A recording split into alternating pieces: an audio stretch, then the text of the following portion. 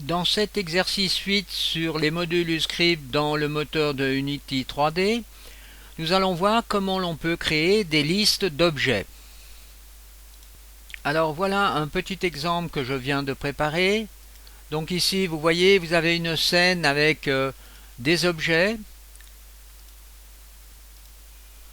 Donc on retrouve ici dans la hiérarchie, j'ai appelé ça cube bleu, cube vert, cube rouge. Vous avez aussi un cylindre ici et une sphère à cet endroit. Alors, faisons un test de cette séquence. Alors, au début, appuyez sur la barre d'espace pour remplir la liste des 4 objets qui se trouvent ici sur la scène. J'appuie sur espace et ici, je vois apparaître ce message. Liste, la grandeur de la liste est de 4 vu qu'on a 4 objets ici, 4 game objets que l'on a introduits dans cette liste. Ensuite, si je veux voir dans la liste les objets séparément, je peux appuyer sur la touche I du clavier pour incrémenter la liste. Alors regardez, ici j'ai le cube vert, le cube bleu, la sphère grise et le cube rouge. Maintenant, je peux appuyer sur la touche S et faire tourner les objets par exemple. Vous voyez que la sphère tourne aussi, vu que j'ai rajouté une matière sur la sphère pour mieux se rendre compte de sa rotation. Alors ce sont des rotations complètement aléatoires. Maintenant, vous voyez, si j'appuie sur la touche R, je peux changer d'objet, c'est-à-dire que je vais substituer le cylindre au cube rouge. Alors, j'appuie sur R, j'ai destruction du cube rouge et j'ai apparition du cylindre, que je peux de nouveau faire tourner si je veux. Donc regardons comment on a fait cette programmation pour réaliser cet exercice 8. Alors regardons cette première partie de programme. Ici, j'ai appelé ça initialisation de la liste d'objets.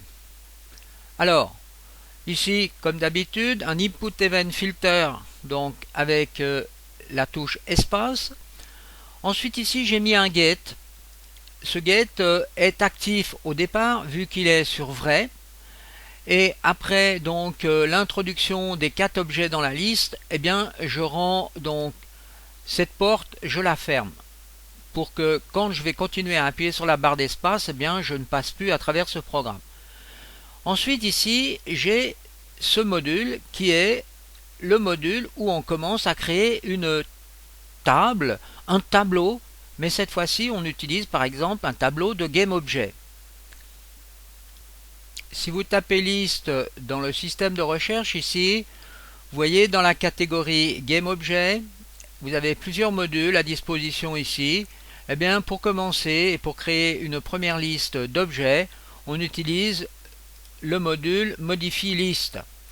Alors, on attaque donc Add to List, c'est-à-dire qu'on va additionner dans la liste ou dans le tableau ce qui se trouve ici sur le target. Eh bien, sur le target, eh bien, on a ici, vous voyez, les 4 objets que l'on a intégrés dans cette liste. Donc le cube rouge, le cube vert, le cube bleu et la sphère grise. Alors, regardons comment on crée cette liste. Eh bien, tout simplement, ici, vous appuyez sur plus 4 fois et à chaque ligne, ici, vous rentrez les noms exacts des objets que vous voulez introduire dans la liste. Ensuite, il vous faut dire à quelle liste vous voulez attacher ces objets. Eh bien, la liste est ici, à cet endroit, et vous faites la même chose ici, et vous marquez par exemple le nom Mi liste. Donc, à Mi liste, on a attribué 4 objets. Là, on va avoir la grandeur du tableau qui va sortir à cet endroit dans cette variable. Alors ici, qu'est-ce qu'on fait? Bon, on a déjà vu, on fait une concaténation sur des variables string. Ici, on aura le nom sizeList égale. Là, on a la longueur, la variable dont on extrait la longueur de la liste et on donne le résultat ici dans un string que l'on print à l'écran. Donc premier test, on a un message bien sûr qui apparaît, appuyez sur la barre d'espace pour remplir la liste. Alors appuyons sur la barre d'espace. On voit apparaître ici size list égale 4. Donc on a 4 objets dans la liste. Donc ici on a les messages, donc ici vous voyez appuyez sur la barre d'espace. Donc une fois qu'on a appuyé sur la barre d'espace, eh bien ici on va rendre ce texte invisible à l'écran. Par contre on va rendre visible ce deuxième texte qui est un texte qui dit appuyez sur I pour voir les objets dans la liste. Alors maintenant on va justement voir comment on peut contrôler que l'on a bien effectivement mis 4 objets dans la liste. Alors, eh bien pour ceci, on va utiliser un nouveau module qui s'appelle AccessList. Donc on trouve ici la partie programmation qui va nous permettre de vérifier les objets qui sont dans la liste. Alors souvenez-vous, on appuie sur la touche I du clavier pour incrémenter donc un index. L'index est la partie dans la liste qui nous permet de définir si on a, par exemple si on est sur l'index 1, ben, par exemple ça sera le cube rouge, le 2 ça sera par exemple le vert, le 3 ça sera la sphère, et ainsi de suite. L'index est un point d'entrée, de localisation, et ceci fonctionne sur le même principe que les tableaux, par exemple dans la programmation en C#. Là on a de nouveau un get, donc le get est actif au départ. On incrémente ici, vous voyez l'index qui vient sur donc ce module AccessList grâce à ici un système d'additionneur qui incrémente. Donc on va passer à 1, 2, 3 et 4 et on va faire un test ici lorsque l'on a atteint la longueur du tableau, donc le size list, eh bien on arrête la porte ici pour éviter de continuer à incrémenter. Là on a le fameux module AccessList. Alors ici, on a l'index, on vient de le voir. On a ici, eh bien, qu'est-ce qu'on incrémente? Eh bien, la liste, donc c'est mi-liste. Et ensuite, eh bien ici, on a à chaque fois le GameObjet qui est sélectionné dans la liste. Alors, pour par exemple un index de 1, on aura par exemple le cube rouge. Alors, ce cube rouge va venir ici dans un, donc là, le nom cube rouge va apparaître dans un convertisseur de variables qui convertissent donc cette variable GameObjet en un string pour pouvoir l'afficher dans ce module ici. Donc c'est pour ça qu'on voit apparaître en haut de l'écran par exemple le nom des objets qui sont dans la liste.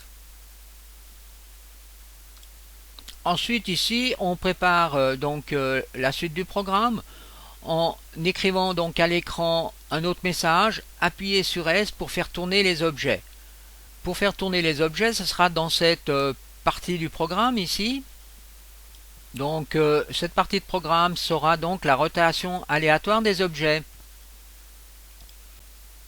Pour faire tourner donc les objets qui se trouvent dans la liste, on a un nouveau module ici qui est un module assez pratique car il nous permet de faire une itération automatique de toute la liste des objets qui se trouvent donc dans la liste ici mi-liste.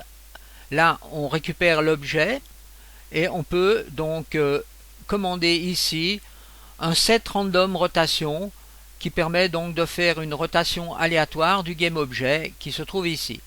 Donc là vous sortez sur itération pour que l'itération donc fasse la boucle complète donc de 4 objets dans notre cas. Pour trouver les modules, je vous conseille d'utiliser toujours un peu le système de recherche qui se trouve ici. Donc là vous voyez, vous tapez liste et vous allez trouver donc tout ce qui concerne les modules liste. Alors là bien sûr vous allez dans la partie donc GameObjet. Voilà, à cet endroit, et vous trouvez donc ici les différents modules qui sont disponibles actuellement dans cette liste ici. Alors nous venons de voir donc comment on peut faire tourner aléatoirement maintenant nos différents GameObjets. Alors maintenant on va regarder la partie aussi qui est intéressante, c'est la partie ici qui nous permet de substituer un objet dans une liste. Mais avant, allons une fois tester ce que nous venons de faire jusqu'à présent. Alors, appuyez sur la barre d'espace, on remplit la liste, I, on incrémente, ensuite S, on fait tourner les objets aléatoirement. Et vous voyez, la sphère tourne aussi. Et maintenant, nous allons voir comment on peut substituer un objet en appuyant sur la touche R, par exemple, pour replace. Regardons maintenant cette partie. Donc, remplacement d'un cube rouge par un cylindre. Ici, on a le texte qui apparaît à l'écran, touche R pour changer d'objet. Ici, on a la touche du clavier qui est sélectionnée, la touche R. On commande un nouveau module qui est un module qui nous permet de remplacer, vous voyez ici, le cube rouge, l'ancienne valeur, par la nouvelle valeur, le cylindre. Et forcément, dans la liste, mi liste. Et la modification, eh bien, je la réintroduis ici dans mi liste. Bien sûr, j'aurais pu créer une nouvelle liste, mais là, je la réintroduis dans mi liste. Ensuite, je fais une vérification avec ce module qui me permet de nouveau de faire une itération donc de la liste. Alors, la liste, c'est mi liste, mais la liste modifiée cette fois-ci, que je rentre à cet endroit. Ensuite, je retrouve donc les nouveaux objets qui sont affichés ici dans le fichier log, donc dans la console. Ensuite, donc je sors ici sur l'itération pour commander le fichier log. Et ensuite ici, je fais un test. C'est un module qui permet de tester pour savoir si le cube rouge est toujours dans la liste ou n'est plus dans la liste. C'est le cube rouge que je veux savoir s'il est dans la liste. Alors, toujours la même chose. La GameObjectList, c'est ma mi-liste. Et ici, s'il n'est plus dans la liste, eh bien, je le détruis. Et pour finir ici, grâce à ces deux modules, eh bien, je peux donc substituer le cube par le cylindre. Alors, première chose que je fais, eh bien, je prends la position actuelle du cube et ensuite j'utilise cette position pour positionner donc le cylindre au même endroit avec cette position. Alors, faisons un ultime test. Donc, barre d'espace, je remplis la liste et j'incrémente. Ensuite S, je fais tourner les objets. Et R, vous voyez, si je vais en mode console, quand j'appuie sur R, eh bien, je substitue le cube rouge par le cylindre. Et vous voyez ici dans la liste, vous avez le cylindre, le cube vert, le cube bleu et la sphère grise.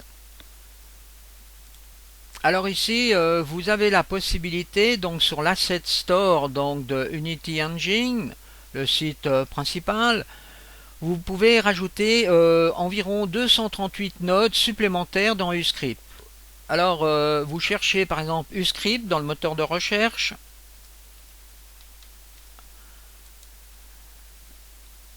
Et là, vous avez Necronodico, qui est une extension de Visual Script.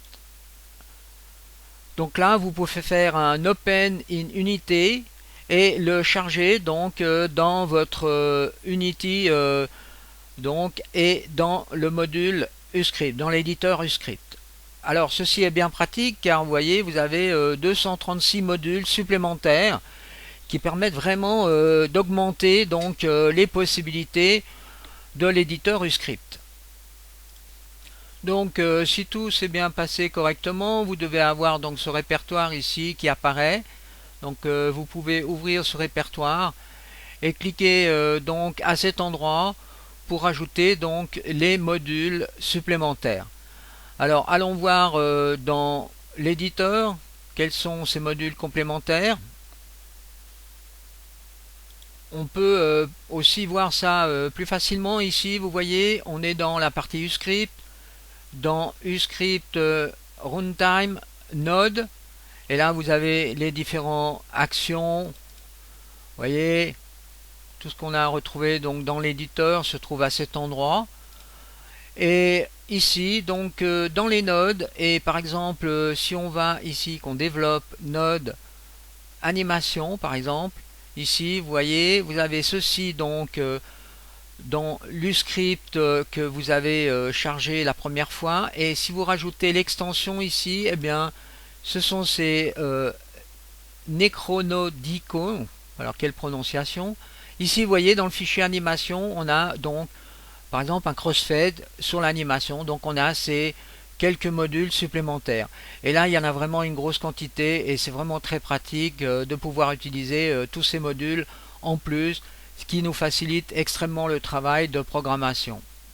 C'est un outil Uscript qui est un outil assez extraordinaire pour les gens qui ne sont pas vraiment doués pour faire de la programmation en tapant des lignes de code dans un éditeur comme MonoDevelop par exemple.